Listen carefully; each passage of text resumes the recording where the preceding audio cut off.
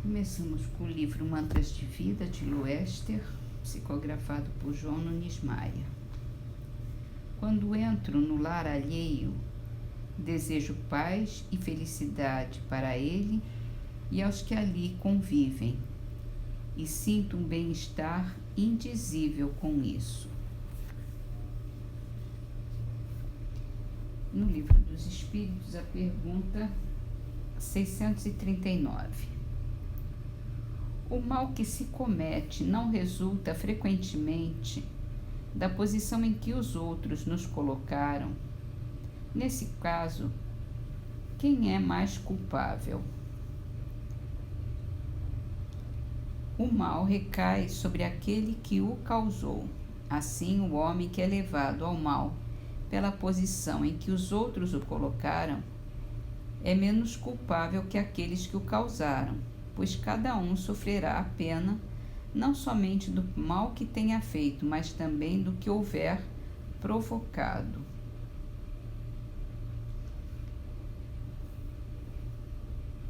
Hoje é dia do livro Obras Póstumas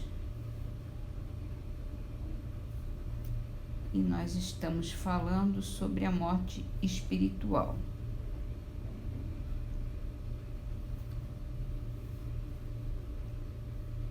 Falando sobre a diferença da reencarnação e da desencarnação também, né? Então, terminando. Todas as faculdades, todas as aptidões se encontram em germe no espírito desde a sua criação, mas em estado rudimentar, como todos os órgãos no primeiro filete do feto informe, como todas as partes da árvore na semente.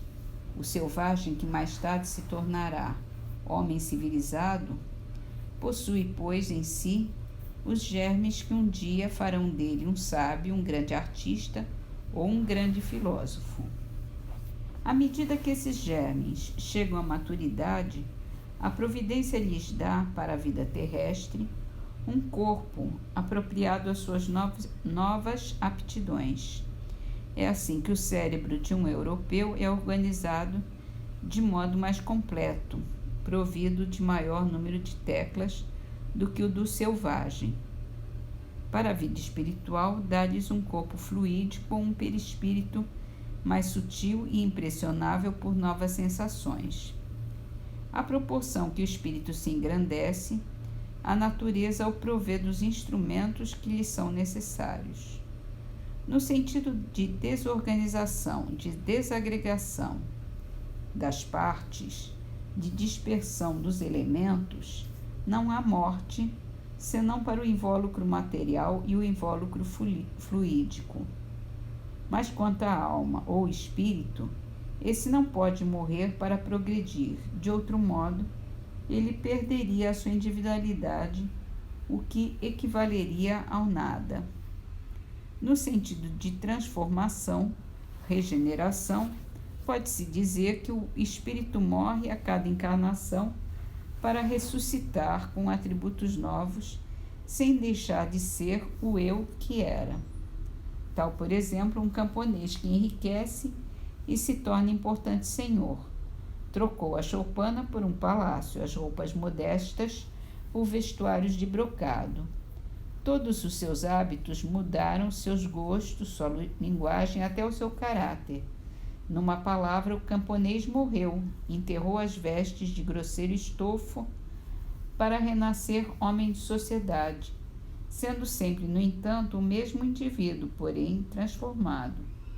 Cada existência corpórea é, pois, para o espírito, um meio de progredir mais ou menos sensivelmente.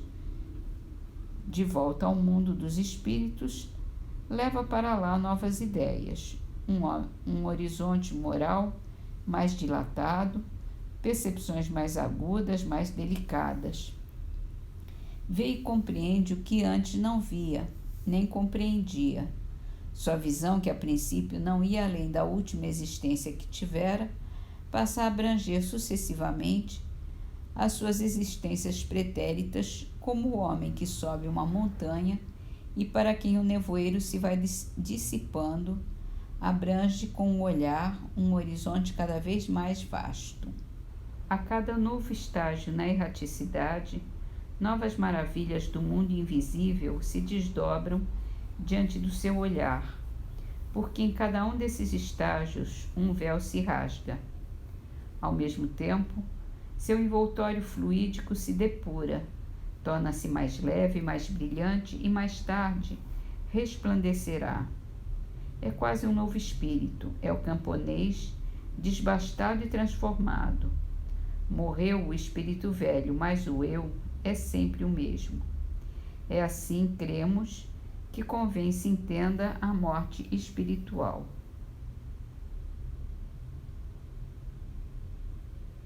Em Antologia dos Imortais, a poesia é de Castro Alves, Na Era do Espírito.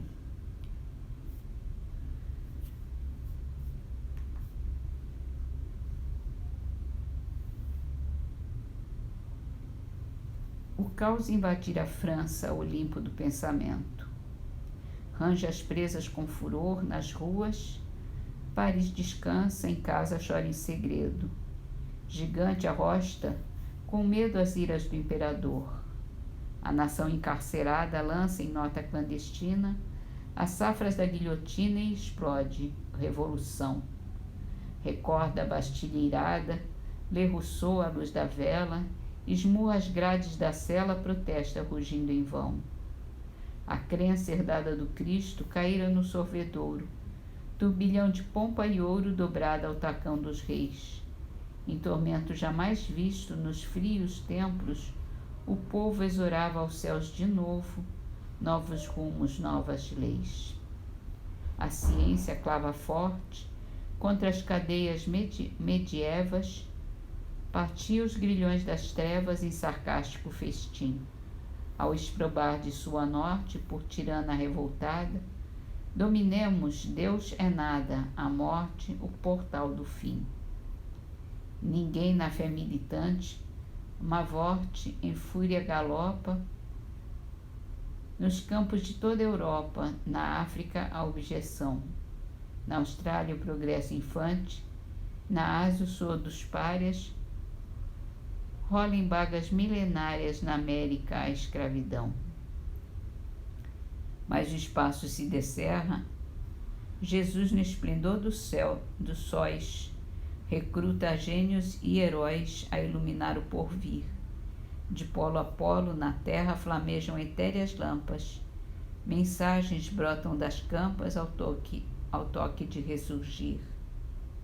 Aos clarões da imensidade, Kardec chega e inaugura a doutrina viva e pura da razão à luz do bem.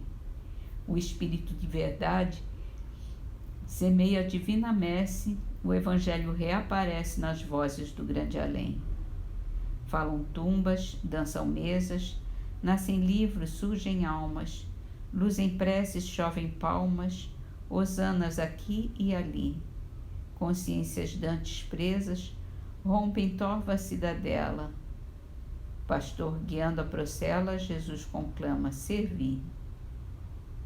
Ante a ribalta terrestre, o direito renovado deixa o tropel do passado distinções de raça e cor. Em triunfo, volve o mestre e acende na alma humana, desde o palácio a choupana o facho do eterno amor. O mundo voga num misto de infortúnio e de esperança, pranteia a sorrir e avança nas bênçãos do excelso Pai. Kardec reflete o Cristo, desfralda em bandeira à frente, o convite permanente, espíritas, trabalhai.